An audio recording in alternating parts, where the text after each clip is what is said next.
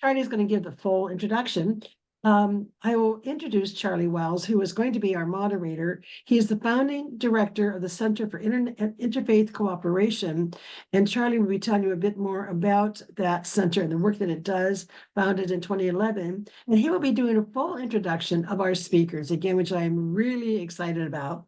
Rob Saylor is the Associate Professor of Theology and Culture at the Christian Theological Seminary, and I took a course from him, and it was really good. He gave me an A. Thank you, Rob. He's an excellent professor, very, very engaging. We had a lot of fun with that. Andrew Whitehead is the Associate Director of Sociology at Indiana University, Indianapolis, has written 2 books on this topic. He is considered a national authority on this topic, and we hadn't heard of him last year. So thank heavens we waited until this year to do the program. We're very fortunate, really lucky to have both of these experts with us this evening. And with that, Charlie, will you please introduce our panel and take us away? All right. Thank you, Betty, and thank you, Ray. Good evening and welcome. I am, as Betty said, the Charlie Wiles, Executive Director of the Center for Interfaith Cooperation, and I welcome you to the Indiana Council of World Affairs discussion this evening on religious nationalism. Center for Interfaith Cooperation, we're located in the Indiana Interchurch Building and 42nd and Michigan Road in Indianapolis. We have a dynamic staff, and we have over 39 members of our board of directors representing 9 distinct faith traditions that reside here in central Indiana, and a whole variety of denominational differences. Our mission is to provide safe environments, resources, and opportunities for service to increase religious literacy, build empathy between faiths, and facilitate interfaith encounters. So we like to mix it up, become engaged, and learn about each other, hopefully to create a more peaceful society. So tonight I'm honored to be the moderator for this panel discussion. I'm going to introduce the 2 panelists. They're going to have some opening remarks. There'll be some Q&A between the panelists and myself, and then we'll turn it over to you, the audience, for all of your questions, and that's what we're excited about. So please send your questions through chat. Ray and I will monitor that, and then I'll call on you to answer questions in the second half of the program. And Charlie, can I just say real quick, I was just going through to see who's here. Can many of you please sort of can we see you? Many of you have your videos off. We told our speakers that you're not obligated to do that, but I'll tell you why. Our speakers wanted to know if they were going to see ourselves, because you can do that, or the entire audience. And even with Zoom, people like to see who they're speaking to. And so if you could just please be with us, that would be great. Do keep yourselves muted. You don't have to, you don't have to force you to do that, but if you can, if it's a comfortable choice, please do that so they can look out and see you and be engaged. Thank you, Charlie. Sorry to interrupt. All right, thank you, Betty. First panelist is Andrew Whitehead. Andrew's an associate professor of sociology and the director of the Association of Religion Data Archives at the Center for the Study of Religion and American Culture at Indiana University in Indianapolis. Mr. Whitehead is one of the foremost scholars on Christian nationalism in the United States. He's the lead author of Taking America Back for God, Christian Nationalism in the United States, which won the 2021 Distinguished Book Award from the Society for the Scientific Study of Religion. And his recent book, American Idolatry, How Christian Nationalism Betrays the Gospel and Threatens the Church, was published in August of 2023. In 2019, his co-authored article, Make American Christian Again, Christian Nationalism and Voting for Donald Trump in the 2016 presidential election, won a Distinguished Article Award for both the Association for the Sociology of Religion and the Society for the Scientific Study of Religion. Andrew is a sought-after speaker. He shared his work with diverse audiences, academic and public, religious and secular. Whitehead's research on Christian nationalism has been featured across several media outlets, including the New York Times, NPR, The New Yorker, Washington Post, CNN Today, The Economist, Rolling Stone, and The Guardian. He's been interviewed on a variety of national and international news media and written for the Washington Post, Time, NBC News, and the Religion News Service, among other outlets. Mr. Whitehead serves as co-director of the Association of Religion Data Archives, which is the world's largest online religion data archive, currently funded through generous support from Lilly Endowment and the John Templeton Foundation. Andrew also serves on the board of directors of the Public Religion Research Institute and the Religion Research Association. He'll be the first to offer opening remarks, and he'll be followed by Robert Saylor. Mr. Saylor serves as Associate Dean for Evaluation and Assessment, Associate Professor of Theology and Culture, and he's an Executive Director of the Center for Pastoral Excellence and the Lilly Endowment Clergy Renewal Program at Christian Theological Seminary in Indianapolis. Prior to coming to CTS, Rob was pastor of Bethel Lutheran Church in Gary, Indiana, and taught at the Lutheran School of Theology at Chicago, where he received his PhD in 2011. His first book, Between Magisterium and Marketplace, deals with issues of ecclesiology and theology creatively, while his second book, Theologia Crucis, examines how the theology of the cross impacts global theological literature. He's also the author of All Things Into Position, What Theology Can Learn from Radiohead, Planning Sabbaticals, a guide for congregations and their pastors, and he is co-author of Sounding the Sacred, Arvo Part, and Spirituality. Having been a Lutheran pastor for a decade, he's recently received into the Eastern Orthodox Church and serves as the chair of the ecumenical section of the International Orthodox Theological Association. Rob Saylor is currently a fellow at the Center for the Study of Religion and Culture at Indiana University, Indianapolis. And as part of that work, he's engaged in a three-pronged project related to the American Eastern Orthodoxy and internet culture, an exploration of anti-modernist rhetoric and consumerism in American Orthodoxy, a sociological analysis of Orthodox anti-modernism and white supremacy movements online, an evaluation methodology project on how online religious subcultures impact parish ministry in American Eastern Orthodoxy. He's also writing a book on Luther in dialogue with Orthodox theology. Rob's other passions include evaluation methodologies and assessment methods for religious institutions, as well as live music, trail running, and he and his spouse, raising their 5 children, reside here in Indianapolis. So with that introduction and these two amazing speakers, I'll turn it over to Andrew to share opening remarks. Thank you. Thank you for those introductions, and it's good to be with you all this evening, and good to be with Rob here on this panel. And I look forward to talking more about this topic. It's one that I've been thinking about for over a decade now and studying for that long. And so, yeah, what I hope to bring to you in this moment with these opening remarks is to provide an empirical definition of Christian nationalism. So what is it? So from the social scientific perspective, after a couple of books of my own and other books from other social scientists in my field and dozens of peer-reviewed articles, what do we know about this ideology or political theology? So what is it? And then highlight a number of different elements of Christian nationalism. And to do that, I'll share my screen, and I have a number of slides that have graphs of survey data that we've collected of the American public. And I want to show you these and spend just a little bit of time on each one as I highlight, again, what Christian nationalism is, to show that these elements of it are associated with particular views of our social world. And I think that may lay the foundation and groundwork for the rest of our conversation, to recognize that embracing Christian nationalism has repercussions for American civil society. And again, too, that matters for how America, the United States, places itself in the global community as well. So as was shared already, religious nationalism is not limited to this country, but exists elsewhere and isn't anything unique or new in this moment of time, but throughout history, we see this as well. And so what I'd like to do is begin with a definition. So what is Christian nationalism? What are we talking about? And to do that, I'll pull directly from my most recent book, American Idolatry, and read the definition. And then I want to highlight 4 elements. And with that, I'll turn to the data to show how those elements came to be discovered through our research. So Christian nationalism is a cultural framework that idealizes and advocates for a particular expression of Christianity to be fused with American civic life. So it holds that this version of Christianity should be the central and organizing framework for American civil society, and that the government should work to vigorously defend and preserve this cultural framework as central to American civic life.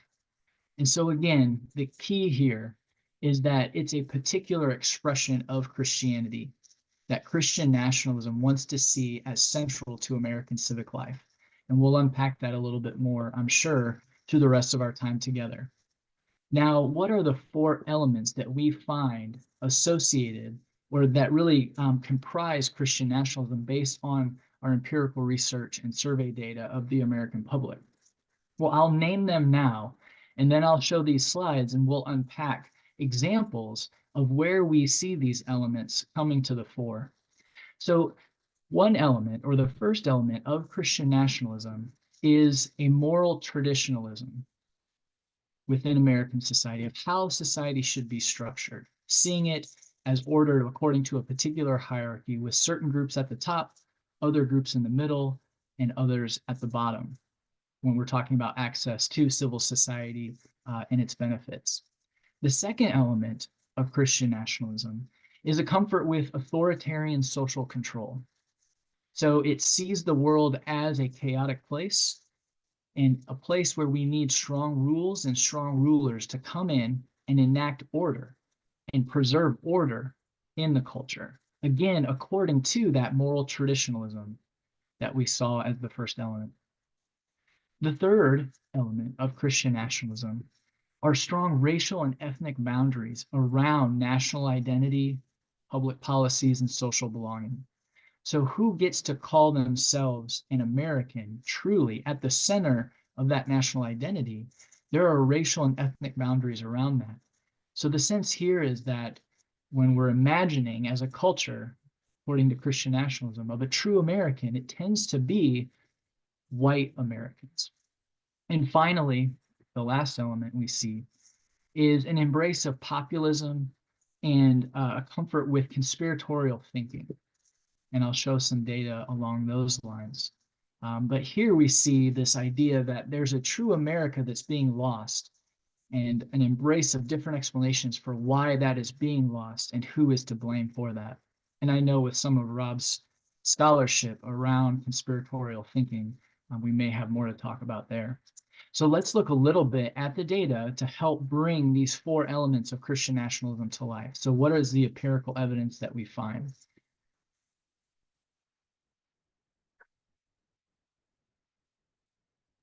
All right. So here we see evidence, or I want to show how Christian nationalism is measured and how widespread it is over the American public. So what we do is ask a number of different questions in our survey, and Americans can either agree, disagree, or strongly disagree with these questions. And we're able to assign point values to each one and then add those together to create a scale. So those that strongly agree with each of these questions, they would score high on this Christian nationalism scale, and Americans who strongly disagree or disagree with most of those questions score low on this scale. And then I'm able to break those out into four different groups. So rejectors are those Americans who strongly disagree or disagree with these questions centered around whether Christianity should be the central organizing framework of American society. And as you can see here with data that we collected, or I collected in 2023, about a quarter of the population are rejectors of Christian nationalism. Then we see resistors. These are folks who either disagree or are perhaps undecided about the role of Christianity in American civic life, but again, this particular expression of Christianity. And these are folks that would, again, lean against, or at least be more likely to disagree with trying to create a Christian society. And then we have our largest group, and this is consistent across a number of years now and a number of different surveys, called accommodators.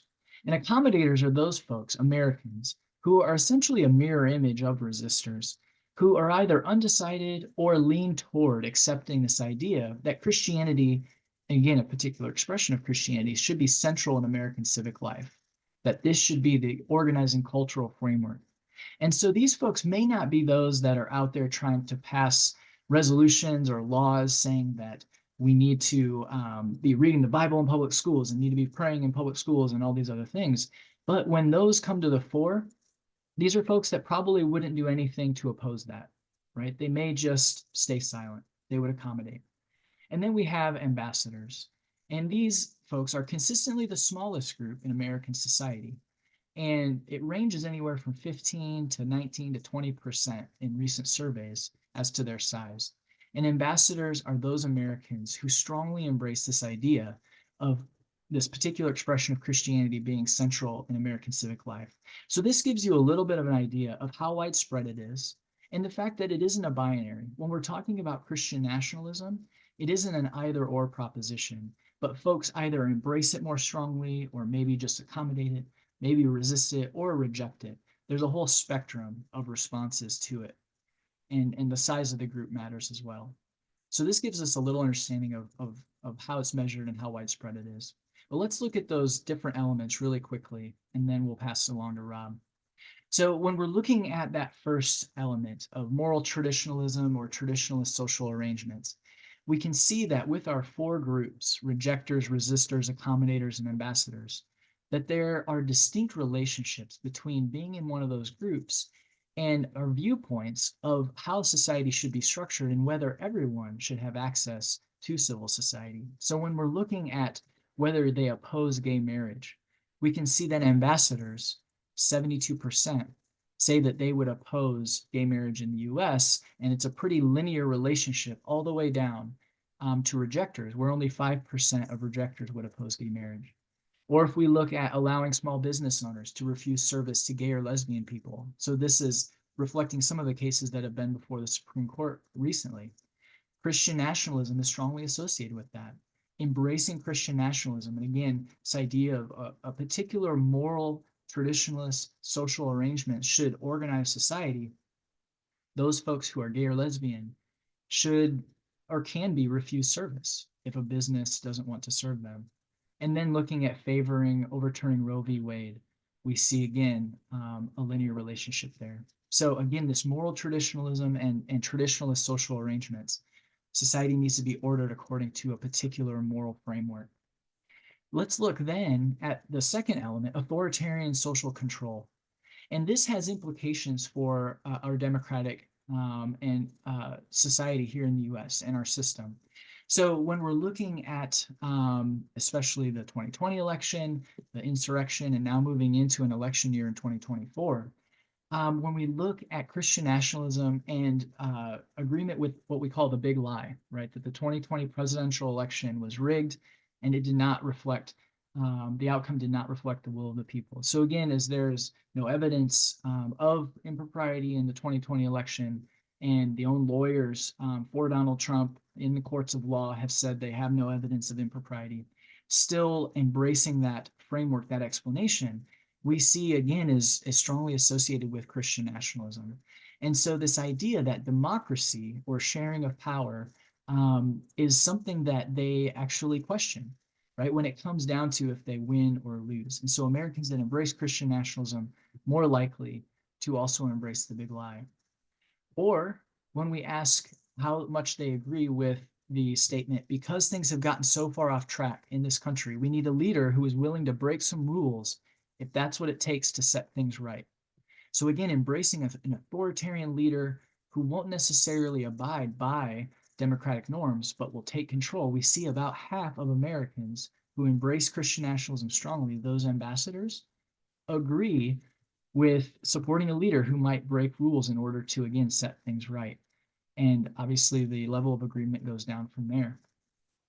We also asked the question for asking for levels of agreement with the statement, because things have gotten so far off track, true American patriots may have to resort to violence in order to save our country. And so about a third of ambassadors would embrace or at least encourage and support political violence if an election does not return a result that they deem worthy or decided and they wanted. And so again, this is real implications as we think of January 6th and just remembering that and then looking forward to this next election. And finally, whether folks embrace unethical leadership. And so again, all of this around that element of authoritarian social control. So we asked the question, sometimes the political stakes are so high, you must be willing to vote for an unethical leader. Ambassadors of Christian nationalism are most likely to agree with that statement, or I'm more likely to ignore a political leader's unethical behavior if they're on my side. And here again, about a third of ambassadors agree with that statement, which is more than any other group. And so again, as we look at what Christian nationalism is, this embrace of authoritarian social control. Now, in this graph, we're turning to the racial and ethnic boundaries that is the third element of Christian nationalism. So when we ask Americans whether religious diversity hinders unity, and then look at the percent across the Christian nationalism scale that embrace it, so these are the dark blue dots, you can see that there's a slight incline, but mostly flat. So even if you strongly embrace Christian nationalism, you're not that much more likely to believe that religious diversity hinders unity in the United States. But look at the red line. It is a stark and steep incline. And so Americans that strongly embrace Christian nationalism, they're at the upper end of that scale, that more of them believe that racial diversity actually hinders national unity. And those that reject Christian nationalism at the lower end of the scale, they're much less likely to believe that racial diversity hinders American unity. Or if we ask about immigration, this idea that immigrants are invading our country and replacing our cultural and ethnic background, we can see that ambassadors and to a lesser extent accommodators are more likely to believe that folks coming from other countries are changing what we are all about as Americans. And so again, these racial and ethnic boundaries are key to understanding Christian nationalism as we survey the American public. And when we look at the last point, populism and conspiratorial thinking, when we asked Americans in a survey about how whether they believe that the government is hiding information about these different conspiracy theories, we see that across these first four, or across all five, mostly, ambassadors are more likely to believe that the government is hiding something about mass shootings, the Illuminati, JFK, or even September 11th. And this final one, the South Dakota crash. Now, I won't poll the audience, but many of you may be wondering or thinking, well, I've never heard of that conspiracy theory, and am I, just not as in touch with what's going on? And don't worry, because the feeling that you have about this is probably how the survey takers felt, because the South Dakota crash isn't a real conspiracy theory. It's one that the researchers made up and put on the survey to see if the people taking it, are they more likely to agree with a conspiracy theory name that doesn't actually exist because they agree with many others, right? Are they more likely to embrace the thought that maybe I haven't heard of this conspiracy theory, but it probably operates similar to these others? And as we can see, the evidence is somewhat mixed in there, but accommodators and ambassadors are more likely to agree that the government's hiding something about a conspiracy theory that doesn't exist. So this has implications for us going forward, right? As new conspiratorial thinking and theories come on the fore, folks that embrace Christian nationalism may be more susceptible or likely to then embrace those. And we, in a couple of years ago, had one of those come on American culture, and that's QAnon. And so one of the key beliefs about QAnon is that top Democrats are involved in elite child sex trafficking rings. And when we survey the American public, we ask this question, we see that 40% of ambassadors agree that top Democrats are involved in elite child sex trafficking rings. So they embrace a key component of QAnon and that conspiracy theory. So again, that last point, that last element of Christian nationalism is at work here. So I wanted to provide a little bit of a definition of Christian nationalism and then underscore the different elements of it through the survey data that we collect to show that, again, this is something that is out in the culture and it has real repercussions for how folks view American culture and society and how we live together and work together overall. So thank you for your time and look forward to the discussion here in a little bit. And so, Rob, I think I'll pass it along to you. Thank you very much, Andrew, and thank you all for being here. It's a real pleasure to be with you tonight. I'm a fan of this organization, and I'm a fan of Andrew's work. Like many people, I've learned a lot from the work that he and his various collaborators have done throughout the publications that he's discussed. this is one of those topics where, sometimes when you're a scholar dealing with these things, you almost wish your work was less relevant. In other words, you wish we were living in less fraught times. You wish we were living in times where core institutions, democratic, civil, and so on, are not under the kind of threat that many of us believe they are, for the reasons that Andrew has indicated. But here we are, and given that that's where we are, we feel that it's very important to be able to talk about this in a data-driven way, in a nuanced way. And so for that reason, again, it's a pleasure to be a part of this discussion. My task tonight is really to interact with some of the realities that Andrew has put forward from a theological lens, that is, thinking about the inner logic of the Christian tradition, both in terms of how questions of meaning are discussed, but then my primary area is historical theology. So I tend to approach these questions from the vantage point of how have these various tensions worked themselves out in the 2000 plus years of the Christian tradition. And of course, that has implications for religious traditions across the board, as well as those who don't identify with any particular religious tradition. So Islam, for instance, Judaism, what we might call secularism, all of those are tied up with these questions of how Christians in particular have interacted with power. I want to focus on two moments within the Christian tradition, one fairly early on and one quite recent, that is within the last several years, as a way of amplifying what I'm calling these generative tensions around a core question. How is it that Christians are called to interact with questions of coercive power, that is government power, the potential for violence? And by extension, then, what implications does that have for things like patriotism, Christian love of country, identification or collaboration between faith claims, and identification as citizens of a particular country? The first historic moment takes us all the way back to the very beginnings of the Christian movement. Prior to the 4th century, Christians were largely seen as a sect of Judaism. Christianity emerged from Judaism. If you read the New Testament, particularly the book of Acts and the letters of Paul, you see that one of the main questions there is, okay, given that this is at its origin a Jewish movement, how do we relate to Gentiles who want to come into the movement? And that's right there at the beginning. Because Christianity was originally birthed from Judaism, early on, Christians, following from the teachings that they would have heard about Jesus, tended to hold at arm's length things like the Roman government, for instance. And why would that be? Well, Rome, of course, had a very sophisticated, what we would call a political theology, whereby the pantheon of Roman gods was deeply intertwined with Roman military success, Roman imperial success. And Judaism set itself largely at odds with that.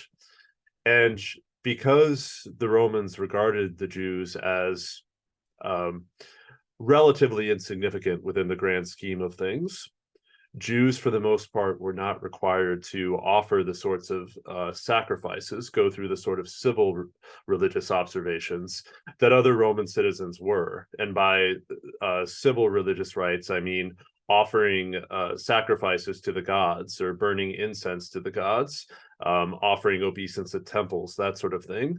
Jews were exempt from that. And as long as Christians were thought of as Jews, Christians were as well. However, again, if you read the New Testament, one of the things that you read is, particularly in the book of John and so on, is a story of growing estrangement between the Christian movement and Temple Judaism.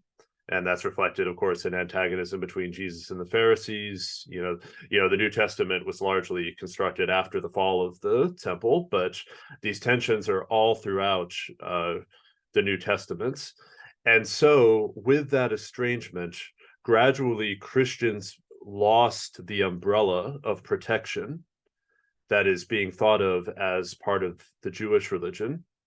And as a result, they became exposed to the demand that they go through the various rites of obeisance to Roman deities.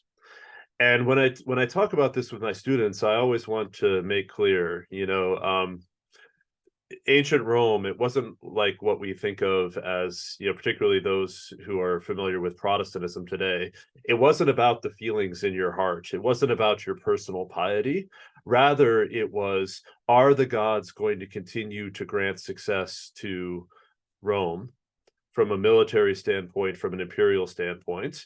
And then from a sociological standpoint, the question is there going to be this national a bolstering of this national sentiment saying, yes, everyone residing within the territory of Rome gives the proper obeisance to the gods in order to ensure either a supernatural veil of protection, or at the very least, a sense of unity among the citizens, the military, the rulers, and so on.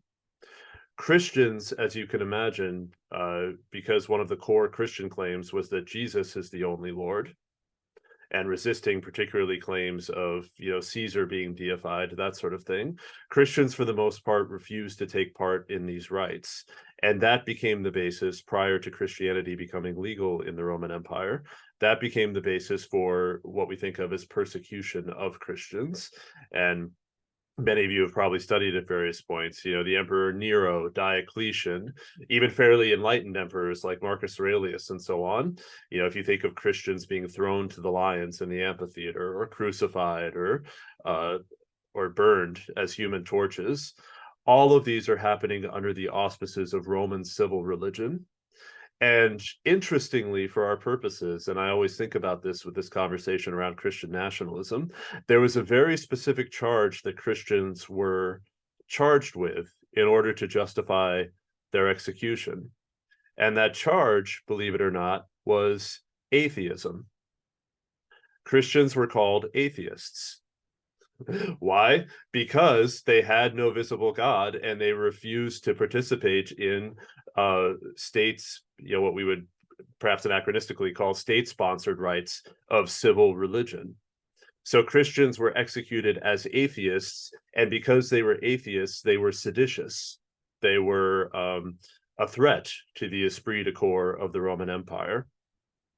All of that changes in the 4th century, first when the Emperor Constantine has what we might call a conversion experience on a battlefield. You may have read about it. He has this vision of a shield in the sky, a cross in the sky, saying, "In this sign you will conquer." And so he paints crosses on his soldiers' shields. They win a battle somewhat improbably.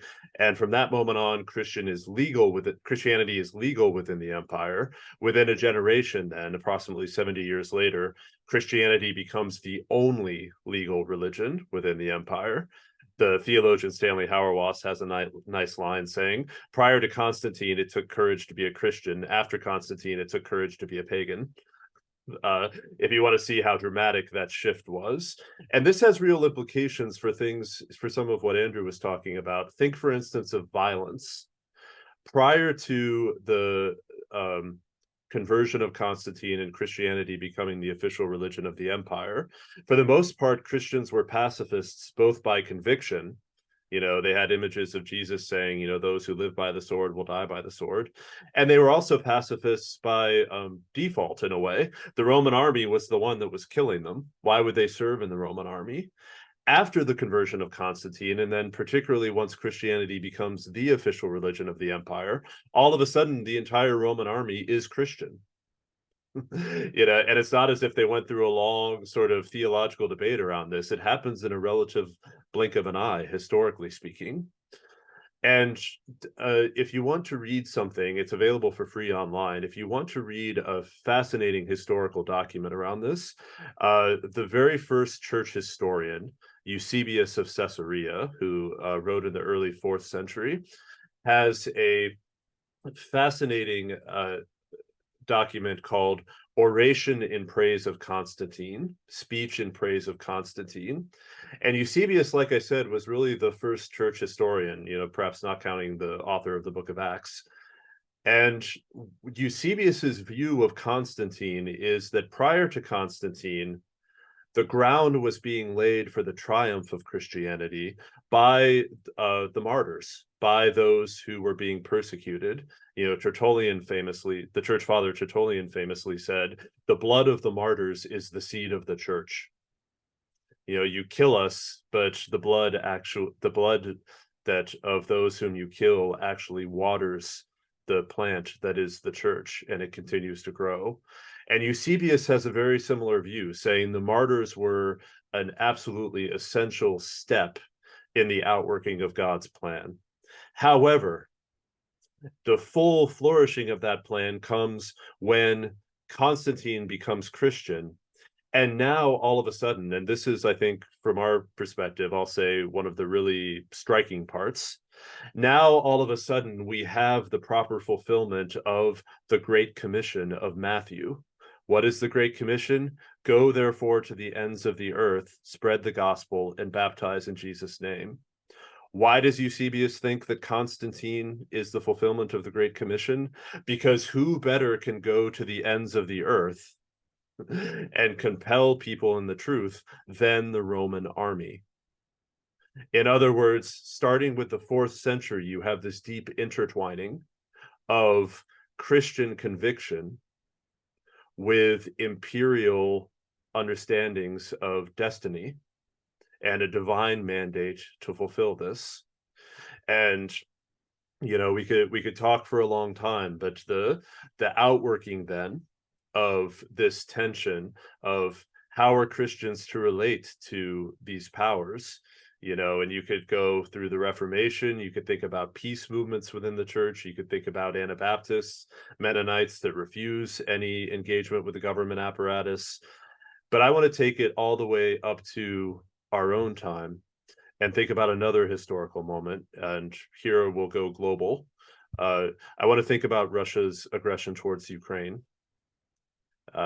Obviously, a lot we could say there too, but the part that I want to focus on is on the eve of the attack upon Ukraine. Vladimir Putin gave a rationale as to why Russian aggression was justified. And if you followed it, you saw that he gave a number of examples, you know, speaking of conspiracy theory, this idea that there's a strong Nazification of the Ukrainian government, the fact that Russian-speaking citizens of Ukraine were under attack and persecution. In the immediate aftermath of the attack, the head of the Russian Orthodox Church, and as Charlie mentioned, I'm Eastern Orthodox myself, so I'm talking about my own people here. The head of the Eastern Orthodox Church, Patriarch Kirill, begins preaching, underlining what Vladimir Putin has said about the political problems in Ukraine, but adding a specific theological twist, saying, and we need to fight because Russia is now the spiritual bastion. It is the spiritual safeguard against the degeneracy of the West. And so the battle for Ukraine is not only a battle of territory, it is also a battle for the soul of the Ukrainians over and against the degenerate influence of the West. And he mentions in that speech things like gay pride parades, you know, what he calls gay pride parades. That is these particular images of Western degeneracy that we would recognize as tied to culture war issues, debates over sexuality, reproductive justice, race, and so on.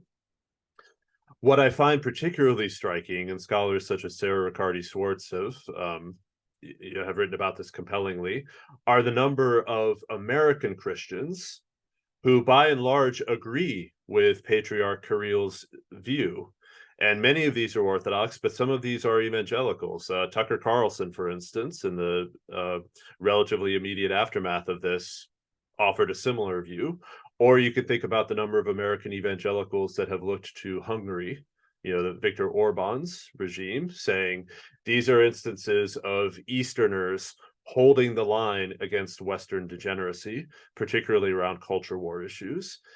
And one thing that I think is particularly striking there is notice what an incredible inversion that represents from even 50 years ago, 40 years ago, the height of the Cold War, when, what was it? Russia was the godless communist other, And the United States was the bastion of freedom, of Christian virtue, and so on. Now you have many who are saying it's the opposite. Russia is holding the line. The United States is degenerate. And, as scholars such as Kristen Kobes-Dumay have pointed out, all of this is tied in with images of what is strength and what is degeneracy. Much of the imagery around the Cold War was who is going to be masculine enough to defend the family, defend the faith, defend the country. You see that these questions of nationalism are also tied in with images of gender, of violence, of global efficacy. And so that's just to say that these questions from a Christian standpoint, from a theological standpoint, I think have been not only active within the Christian tradition from the get-go, but active with very significant consequences around violence, around what it means to interact with the state in ways that honor what I would say theologically are the primarily peace-oriented, life-oriented aspects of the Christian message. Just because that's there in Christian sources doesn't mean that that's always been how it's played out in history. And Andrew's work and some of what I've tried to point to gives us snapshots as to why these things remain deeply impactful tensions in the Christian tradition and in the US landscape. Well, thank you, Rob. Thank you, Andrew. It's very insightful. Challenging. It's a lot to think about. Like you said, historical blink of an eye. Like you mentioned that reversal of atheism and that kind of moral self-righteousness and how that's a historical blink of the eye. A quick question, but first I want to ask the two panelists, do you have a question for each other? Did one of you want to ask either a question before we get into some more formal questions? I want to, Andrew mentioned his most recent book, American Idolatry, which I certainly recommend. Andrew, we didn't talk about this, but I mean, one of the things I really appreciated about this book is, and that I think might be good to bring into this space is, you raise a lot of concerns about things that you see, but you also point to things that inspire you, people that inspire you, movements that inspire you. And I wonder if you could just give us a little taste of, as you're doing this research and you're dealing with a lot of disheartening things, what are some things you saw that give you hope or at least give you inspiration? Yeah, no, I appreciate that, Rob. Yeah, and I try to as I go through the book and highlight and move beyond some of my sociological research on Christian nationalism, and then look at how that has caused me to wrestle with my own faith tradition. Identify as a Christian myself, and what that means, right? How to be Christian in the world, and I think that's a lot of what this is about at some level. And Rob, I really appreciate your comments and what you had to share, because in the book what I try to do is talk about how Christian nationalism betrays the gospel. If we understand the gospel in a holistic sense of it isn't just about this spiritual relationship, but that it has something to do with our embodied realities of those around us, right? How we treat our neighbors and what that is like and what that looks like. And Christian nationalism, I find in the data, right, as we gather data on Christian nationalism that I shared even tonight, it really is focused on what I think are three idols: power, violence, and fear. And so as there's this desire for privilege and power in society, folks tend to move towards these more anxious and fearful positions that power and privilege is being taken away, right? And those messages of you have to fall in line or support me because I will protect you and I'm the only one that can protect you. Embracing Christian nationalism makes you more susceptible to those. And so when there's this desire for power and privilege and this fear of it being taken away, Christians, I think, are then more likely to engage in violence in order to take care of that fear and hold on to that power and privilege. And so when I look at those idols in the book, what I try to do is, and each time I talk through those and unpack those, look at people or groups that are responding to those idols. So with power, there's a group, the Baptist Joint Committee, and they have a movement called Christians Against Christian Nationalism. And it has over 30,000 signatures. And if you Google that, you could find it.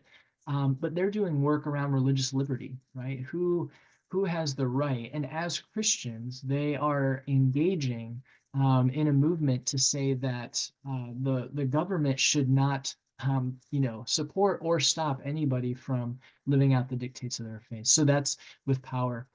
When we look at fear, groups that are encouraging Americans to take an empathetic stance, to listen to the voices of those who are marginalized or pushed to the edges of American society, to move towards them, to learn from them. And so that empathy will hopefully help us move forward in a way that cares for those who might be marginalized. And then with violence, folks who are working in such a way to build up and support and to engage people that might be different than them or not, in a way that, not that I have the answer to, the violence of the whole world over all human history, but that Christians should at least be much more circumspect when called to engage in violence. Whether it's against another nation or another group because of any differences. There needs to be much more wrestling with that. And so in the book, trying to unpack those. And so those are some groups and people. But I think the key point for me going forward is that no book or person is going to have this kind of one, answer or pill that we all just take and it's solved, but that where we find ourselves, that we have to be aware of these things at work, and then with our creativity, whether we're whatever religious tradition or of no religious tradition, and our secular Americans, to be creative in those moments to how can we support and defend the right of our fellow citizens to live and act and flourish where we are, and to move towards a community where all have the opportunity to flourish and not just a chosen few. And over, Christian nationalism really does desire a world where the we, as they define it, gets the best in life with other groups not. And so I think that's the key take point for me, Rob, as I look at it. And Andrew, you mentioned my work in conspiracy theory, and you brought up QAnon and so on. I think another facet of this conversation is that even apart from religious nationalism proper, a lot of these currents that are troubling to many of us have their roots in some long-standing problematic views that emerge. Even if we don't say they emerge from religion, they emerge in conjunction with religion. So take QAnon, for instance. QAnon is many things, and its vitality came from many sources. But one source of its vitality is that as a movement, it very effectively drew upon energy and tropes that have been around for a long time. Two in particular, these, and I'm not going to get graphic here, but some of the images of the horrible things, accusations that were being made, things being done to children. If you look at them rhetorically, they are almost identical to what historians would call accusations of blood libel against Jewish people, that is, Jews kidnapping Christian children and doing horrible ritualistic things to them, and whether or not the average QAnon adherent recognizes it or not, the script for that kind of energy has been around for a long time. Similarly, this notion of cultural Marxism, the idea that there's this Marxist plot behind all of this. Cultural Marxism emerges in a specifically anti-Jewish context. That is, this idea of a Marxist plot, a Marxist sort of mentality creeping through and making society degenerate. As far as I can tell, I'm open to being corrected, but I mean, one of the first groups to use the term cultural Marxism was in fact the Third Reich. And it was not at all unnoticed by these currents that Marx was ethnically Jewish, Engels and so on. So all of that is to say that when we look at some of these conspiracy theories, even if the configurations are new, there are deep-seated cultural scripts at play there. And I think when we're thinking about how to disrupt or intervene, you can take sort of the given conspiracy theory, but I don't think that's going to be fully effective until you do the deeper work of asking, and what are the tropes that we're laying there at hand to be reconfigured in this particular way. Thank you. Very insightful. I want to encourage folks to put your name in chat if you'd like to ask a question of Rob or Andrew or both. And it looks like we do have a first question from Carol. Carol, if you want to just unmute and ask the question, we'd like to hear from you.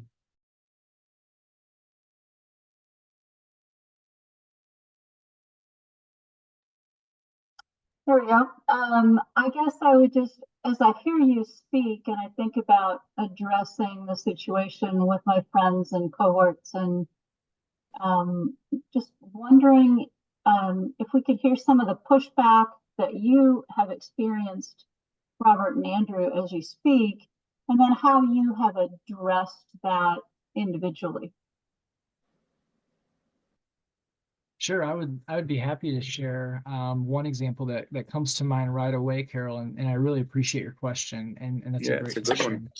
One thing that I've heard is when I speak about Christian nationalism, one of the first things is, oh, so you're saying that I can't love my country, or I can't be patriotic, or that I'm supposed to dislike America or something like that.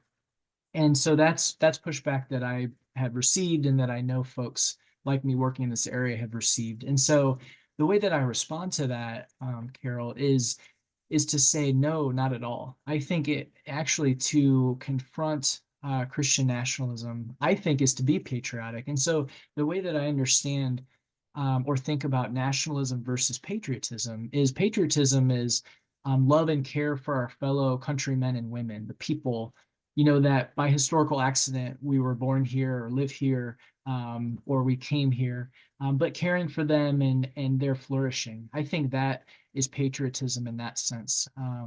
Nationalism is to try and lift up and put our people group, however we might define that, kind of at the top of the pedestal, over and above and against everyone else, and sees it as a zero-sum game. So to make America number one means everybody else has to be pushed down. And so when I think about Christian nationalism, what I'm trying to talk to people about is to really question if they identify as Christians or Americans. It doesn't mean that they can't have affinity for our country, the customs we have, and to celebrate. But that also will mean that we do look at the darker aspects of our history. Because if we love our country, if you love someone, you're willing to tell the truth about them and to them, right? If you're in a marriage, I'm married, my wife or we have to tell each other the truth. And if she didn't love me, then she wouldn't. So I think to be patriotic is to look at the good and the bad, and to say that, can we continue to move on to be better?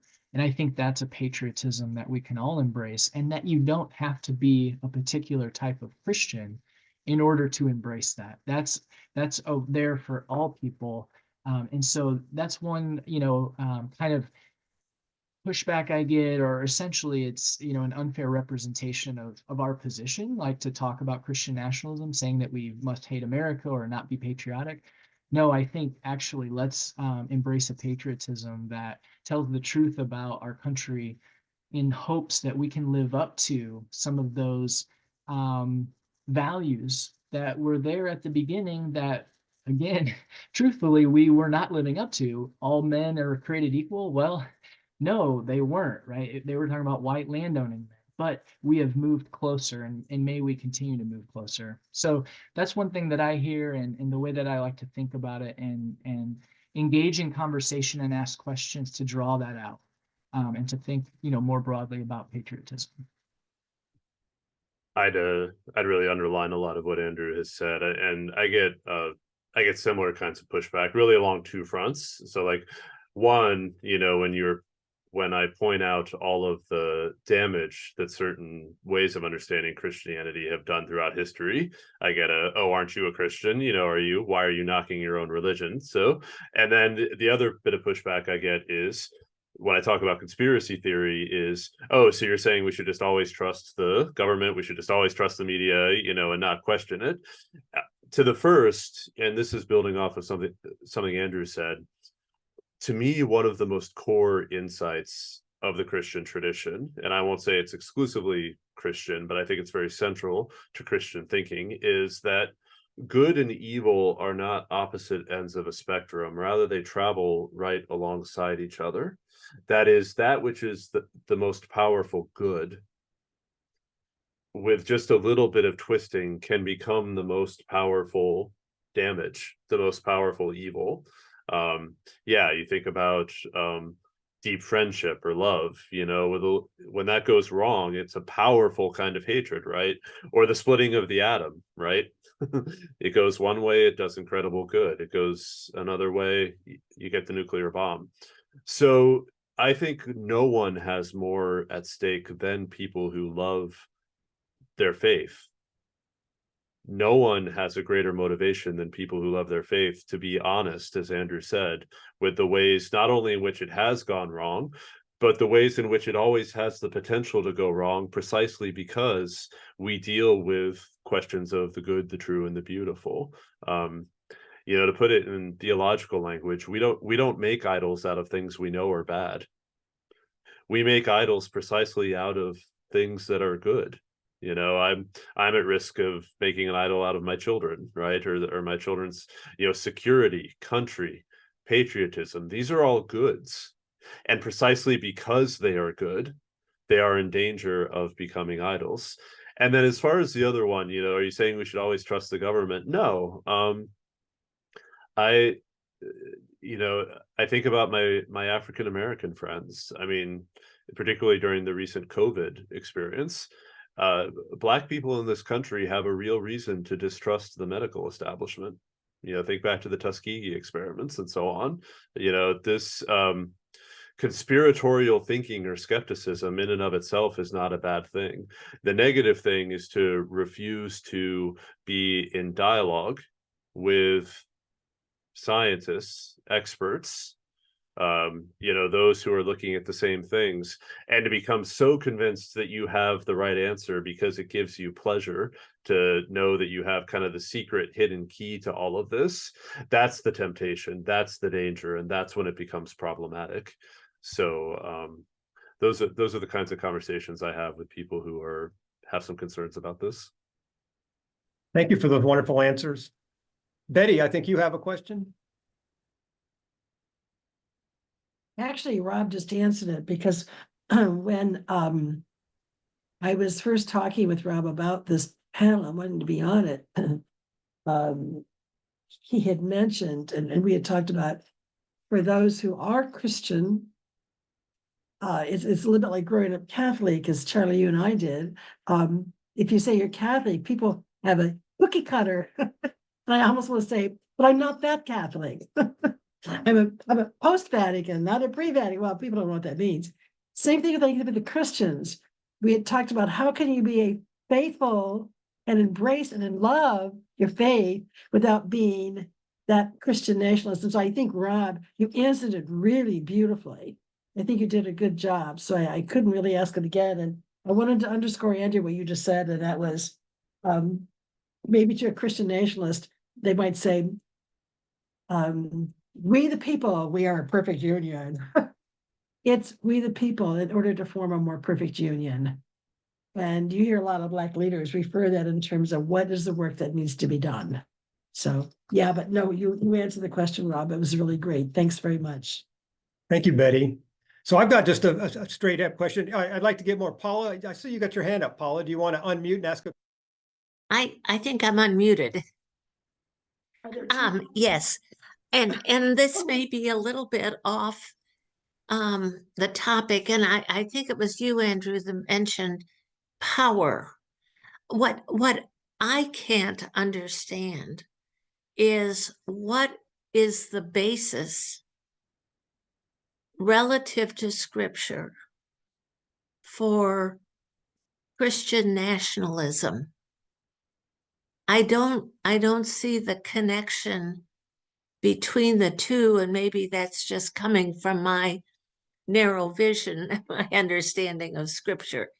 But what I'm asking, I guess, is what is the basis for Christian nationalism according to scripture? Does that make sense? Yeah, it does. It does, Paula. I appreciate your question and being here tonight to ask it. I think part of this answer is the nature of power in and of itself, and what it means to any group, not just Christians, but anyone. So power, we can define it as the ability to get others to do what you want them to do despite their resistance. And so I think there's a part of human nature and humanity itself as we kind of form ourselves into groups, that, something Rob just mentioned too, where there are good things like security is good and taking care of our family is good, but fear can come with that as well. And so we want power in order to make sure, at least in our minds, that we're going to be able to keep the things that we want to be our reality the way that they are. And so I think in that sense, any group, but Christians too, are susceptible to idolizing power because they would feel that this gives them some sort of security, that the world is going to be ordered the way that they want it to be ordered. Now, when we look at Christians and before the dawn of the U.S. as Europeans were coming to these shores, but then after we formed the U.S. and we have Christian and political leaders, they've turned to the Bible and used various scriptures and mostly, kind of cherry picking different ones to support what they see as a mandate from the Christian God to order society in a particular way. And so they might, say that we need to outlaw this or that, or we need to make sure we mandate this or that policy position because this is what God would want for us.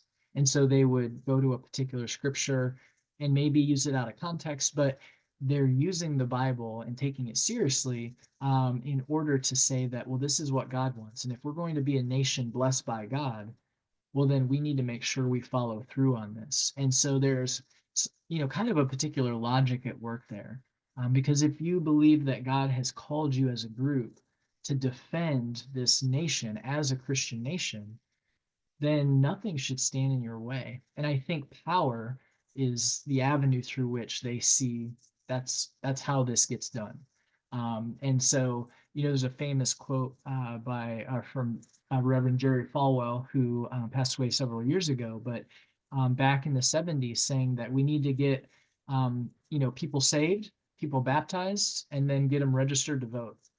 And so it was all about engaging this group, right, that he was trying to reach out to show them we need to be voting in this particular way to ensure that this country adheres to what we see as the moral vision for this country. And again, power is the avenue through which they should do that. And so I think the idolatry aspect that we've talked a little bit about tonight and that I use as kind of the organizing framework of my book, I think Rob is right on and said it really wonderfully that, it isn't that it's these things are necessarily evil in and of themselves and it can be good, but used to exclude, to only benefit us, then it starts to be twisted. And I think power is one of those things. And I agree 100%. And going back to this parallel between the early church and even like the Russian example that I used, another parallel between those two is, I want to speak a little bit from a position of empathy here. I mean, I hope it's clear I share all of Andrew's concerns about Christian nationalism.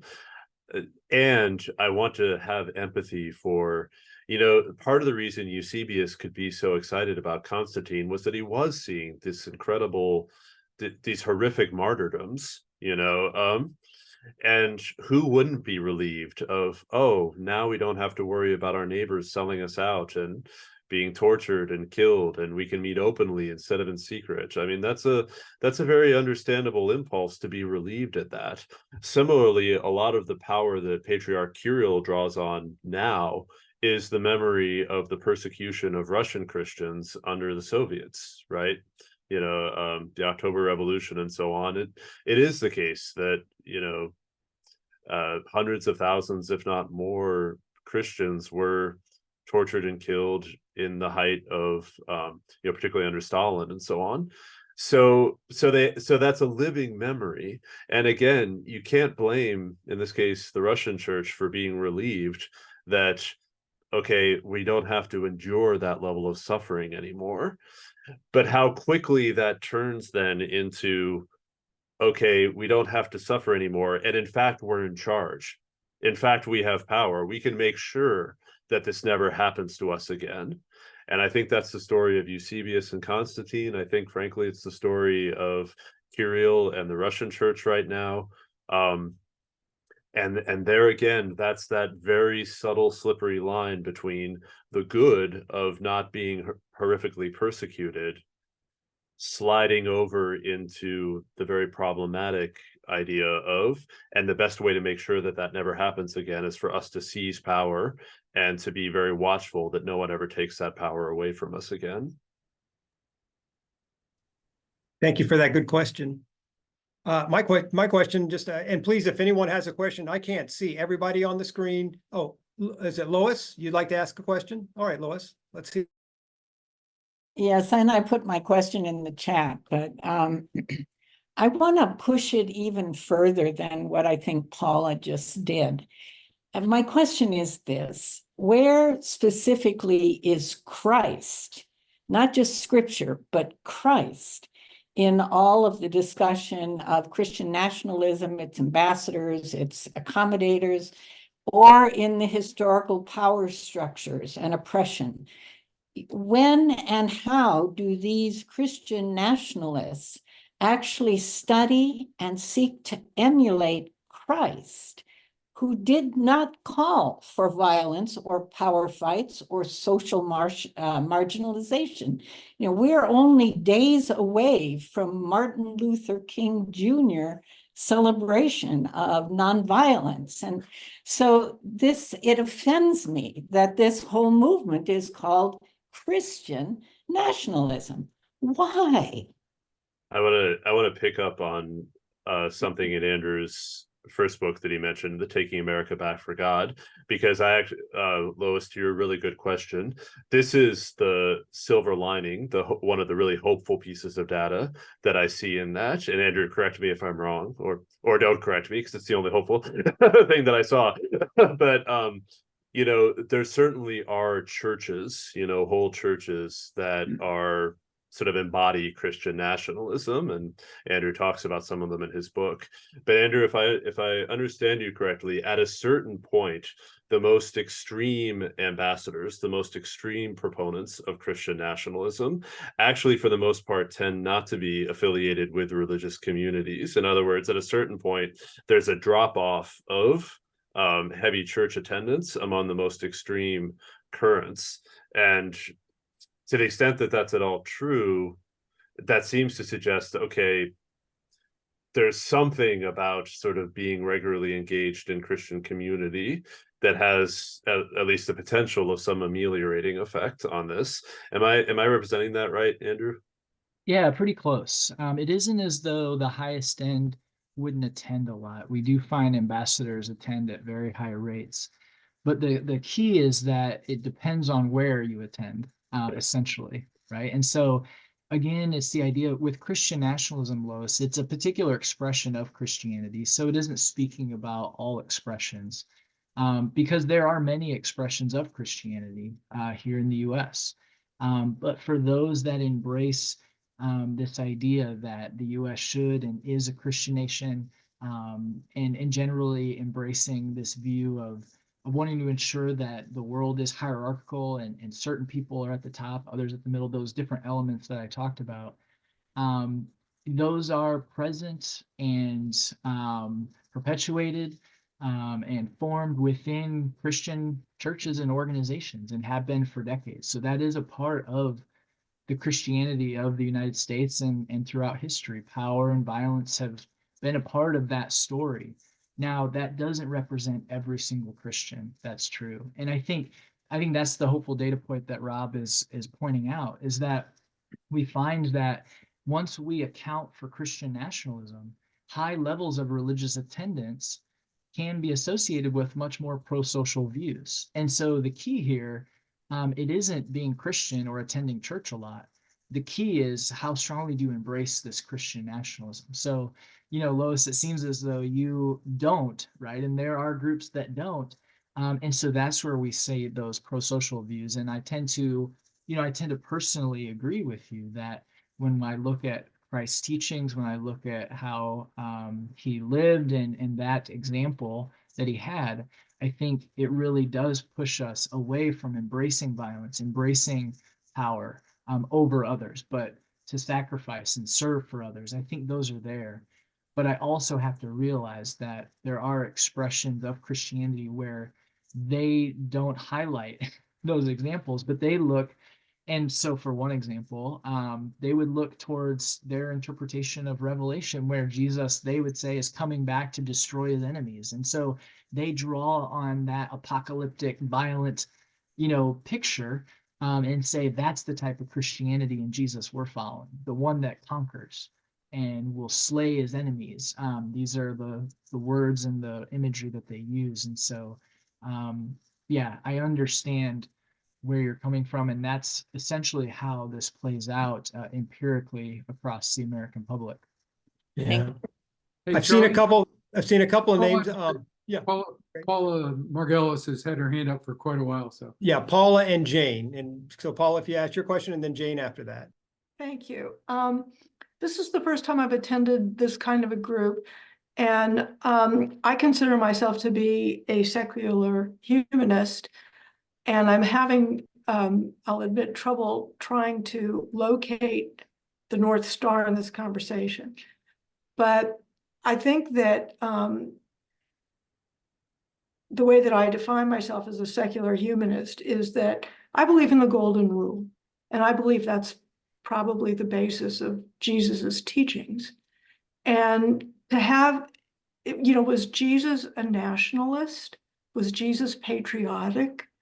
Isn't this about humanity rather than country and boundaries? And, if we're going to live a moral life, I mean, I feel that in my instance, that coming to it through a process of realizations about how my life isn't going to be good unless everybody's life is good.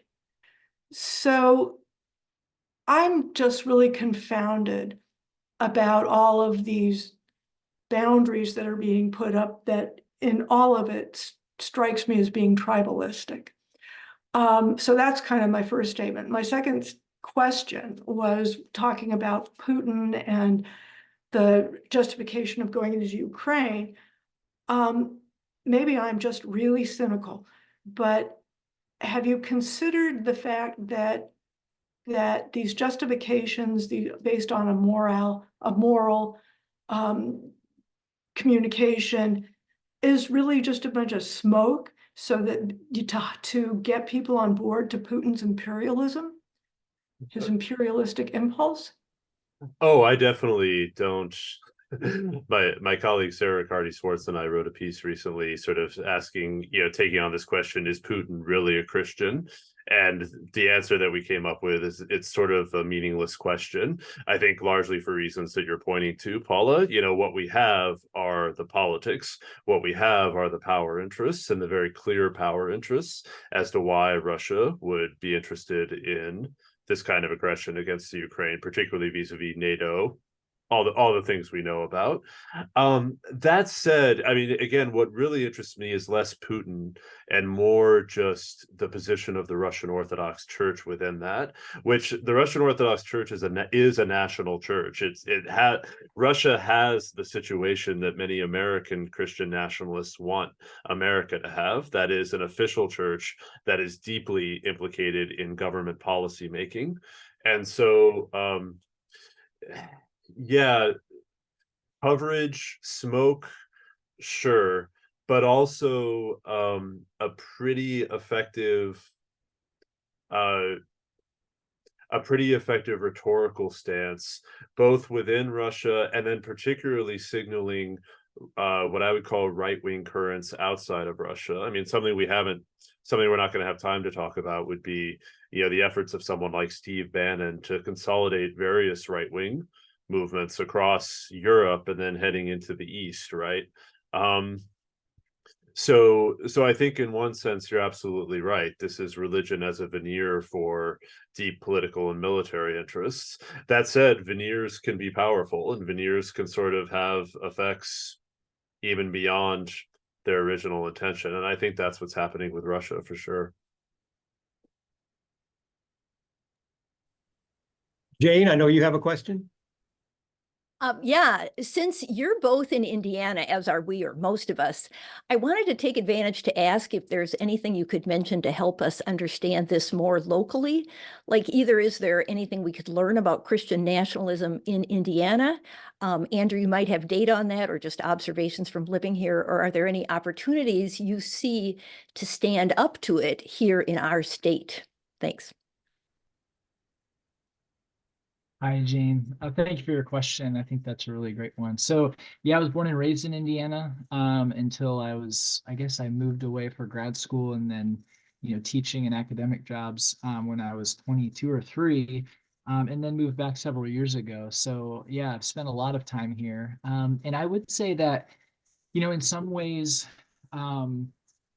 it is kind of the air we breathe in this state, right? That kind of this idea of to be a good Christian, be a good American and support America. And if you're an American, then you're probably a Christian. And that's what I grew up around. It was taken for granted. And so I think for a lot of our neighbors, it isn't something that they necessarily question on the outright. So there might be a lot of accommodators.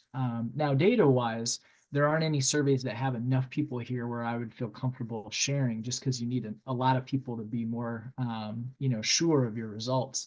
But I think as we look at the region, the Midwest tends to have the higher numbers of accommodators and ambassadors, and obviously Indiana would be in that. Now, as far as how to push back or to stand against it, to confront it, this is something that I explore, in my book and reading other folks. And I think the key here is not that as, Hoosiers, whether we're Christian or secular or wherever we find ourselves, it's not that we should say, well, I'm just not going to engage in politics or power because I don't want to fall into the trap of Christian nationalism. I would say that we do need to engage, but the key is to seek power to the benefit of all. And so when we hear about, different laws that are being discussed at the state, or whether it's federal level, state level, in our communities, at the school board or the school system, wherever it might be, I think there we can come and we can start to at least raise our voice and not raise it as in like yelling, but to show that we exist and say, these types of these movements where we need to outlaw certain books, or we need to ensure certain groups, don't have access to civil benefits. To say that, this isn't a question of God wanting us to do this, but I, as a Christian, if you are, believe that this, we shouldn't limit access to the democratic society or access to certain books. That I may not want my kids to read a book, but it doesn't mean that no child should have access to this book. Things like that, where essentially to stand and be noticed and saying that, why are we saying this is the only way? If we're going to make this country flourish, it has to be this way. And I think the more that happens, and we can raise questions in the minds of our neighbors about, well, what does that mean to be a Christian nation? What type of Christianity? what denomination, what which translation of the Bible are we talking about? It quickly gets very difficult to say that, well, it's going to be exactly this one. And I think those types of questions can help people start to see that it isn't so straightforward, that we need to rely on values of democracy and pluralism in order for everyone to flourish and not just a chosen few. I'll just say really quickly, I'm like Andrew, I'm not from Indiana, but I've been here for 12 years. My experience of people from Indiana is that when people sit down face to face, look each other in the eye, there's a humaneness and there's an empathy there that I think gets really lost in places like online discourse. And when we sort of live, the acceleration of anger and so on in online culture, and we won't go into that, but I'm not saying Hoosiers shouldn't be online, but I'm saying some of the best moments that happen here are when we actually look each other in the eye and are around the same table. The worst moments is when we become disembodied and we're internet voices yelling at each other. And I think that's something that Hoosiers are in a position to do better. Thank you. Insightful question. And certainly as we move into a more polarized political environment as the election draws near, we've just got a couple minutes. I want to thank everybody again. It was a real honor to serve as moderator with these two distinguished panelists and really engage this very important conversation, particularly again as we move into an election season. I think one last question, and it'll have to be some quick answers because we've got about 2 minutes. But Mary Ann, do you want to go ahead and ask your question? I may, yes. I really appreciated the talk. Both of you, excellent. My question is, well, I had 2 or 3 actually, but I'd like to know, do you think that part of the problem with this Christian nationalism has come from the fact of economic what's the word? The disparity between certain groups. I mean, in the past, the middle class was larger. There were more opportunities. You didn't necessarily have to go to college to get a living wage job and that sort of thing. And it seems to me that over the last 20, 30 years, things have gotten worse economically for a larger segment of the population. And I'm wondering if this isn't part of what's running this Christian nationalism, because Christ didn't look for power. Jesus didn't care about power. He was trying to make people practice the golden rule, as it were, to love one another. And if you can't love one another, at least be decent to each other.